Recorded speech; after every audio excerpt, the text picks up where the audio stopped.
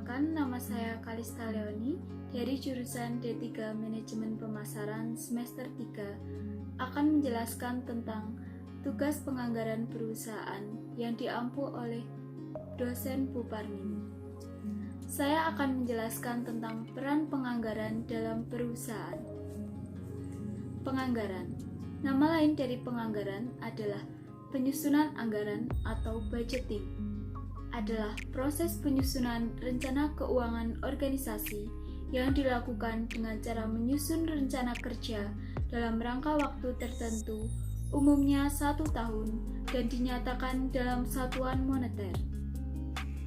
Karakteristik yang pertama ada rencana, kedua meliputi seluruh kegiatan organisasi, yang ketiga dinyatakan dalam unit moneter, yang keempat, jangka waktu tertentu yang akan datang.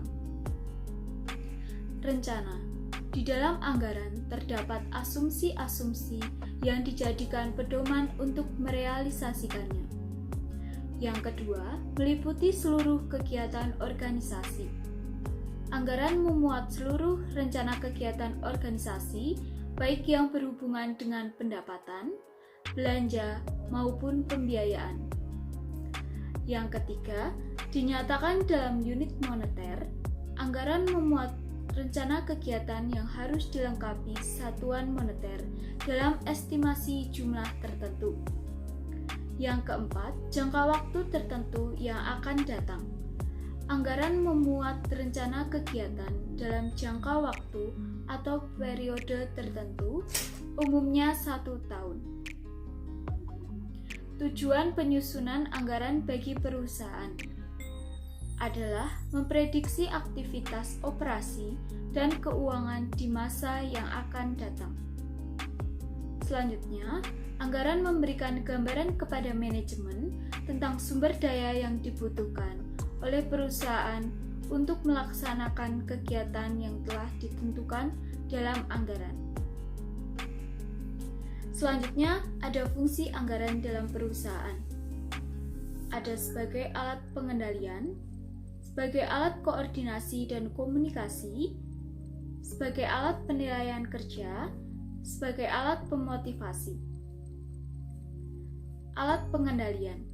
Sebagai alat pengendalian, yaitu anggaran berfungsi sebagai instrumen yang dapat mengendalikan terjadinya pemborosan-pemborosan pengeluaran. Berdasarkan anggaran yang diusulkan, setiap entitas penyajian rencana detail tentang semua penerimaan dan pengeluaran yang harus dipertanggungjawabkan kepada perusahaan. Yang kedua, alat koordinasi dan komunikasi. Alat koordinasi, yaitu anggaran merupakan instrumen untuk melakukan koordinasi antar bagian dalam perusahaan. Alat komunikasi, yaitu anggaran berfungsi sebagai komunikasi antar unit kerja dalam perusahaan agar tidak terjadi tumpang tindih. Yang ketiga, alat penilaian kinerja. Anggaran merupakan wujud komitmen dari pihak eksekutif sebagai pengguna anggaran kepada perusahaan sebagai pemberi wewenang. Kinerja pihak eksekutif sebagai manajer dinilai berdasarkan pencapaian target anggaran dan efisiensi pelaksanaan anggaran. Alat pemotivasi. Anggaran sektor publik dapat memotivasi pihak eksekutif beserta stafnya untuk bekerja secara ekonomis, efektif, dan efisien dalam mencapai target dan tujuan organisasi yang telah ditetapkan. Jenis anggaran dapat dikelompokkan dalam sudut pandang sebagai berikut. Yang pertama, menurut dasar penyusunan anggaran. Yang kedua, menurut cara penyusunan. Yang ketiga, menurut jangka waktu. Yang keempat, menurut bidangnya. Yang kelima, menurut kemampuan di dalam penyusunan. Yang keenam, menurut fungsinya. Menurut dasar penyusunan anggaran. Yang pertama, ada anggaran tetap. Anggaran ini tidak memungkinkan adanya penyesuaian oleh karena sudah tetap. Yang kedua, anggaran variabel. Anggaran yang dibuat berdasarkan pada tingkat kegiatan. Menurut cara penyusunan, ada anggaran periodik, adalah anggaran yang disusun untuk satu periode tertentu, umumnya 1 tahun yang disusun setiap akhir periode anggaran. Anggaran kontinu, yaitu anggaran yang dibuat untuk memperbaiki anggaran yang telah dibuat. Menurut jangka waktu, jangka pendek, anggaran yang dibuat dalam jangka waktu paling lama 1 tahun.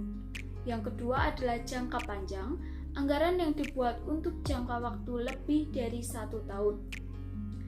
Menurut bidangnya, ada anggaran operasional, yaitu anggaran untuk menyusun anggaran laporan laba rugi. Yang kedua, anggaran keuangan, anggaran untuk menyusun anggaran neraca. Yang kelima, menurut cara penyusunan. 1. Anggaran komprehensif, rangkaian dari berbagai macam anggaran yang disusun secara lengkap. Yang kedua, anggaran parsial, anggaran yang disusun secara tidak lengkap. Selanjutnya, menurut fungsinya, anggaran terdiri dari yang pertama, anggaran apropriasi adalah anggaran yang dibentuk bagi tujuan tertentu dan tidak boleh digunakan untuk tujuan lain. Selanjutnya, anggaran kinerja atau performance budget adalah anggaran yang disusun berdasarkan fungsi kegiatan yang dilakukan dalam organisasi atau perusahaan.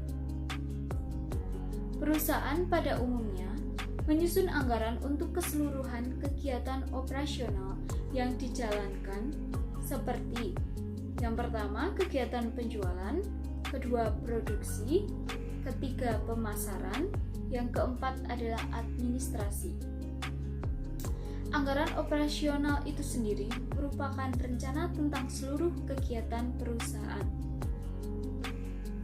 Jadi kita bisa mengambil kesimpulan bahwa fungsi anggaran ini akan benar-benar menjadi lebih optimal jika proses penyusunannya mempertimbangkan partisipasi dari semua pelaku anggaran atau terdapat kerjasama yang baik dalam penyusunannya.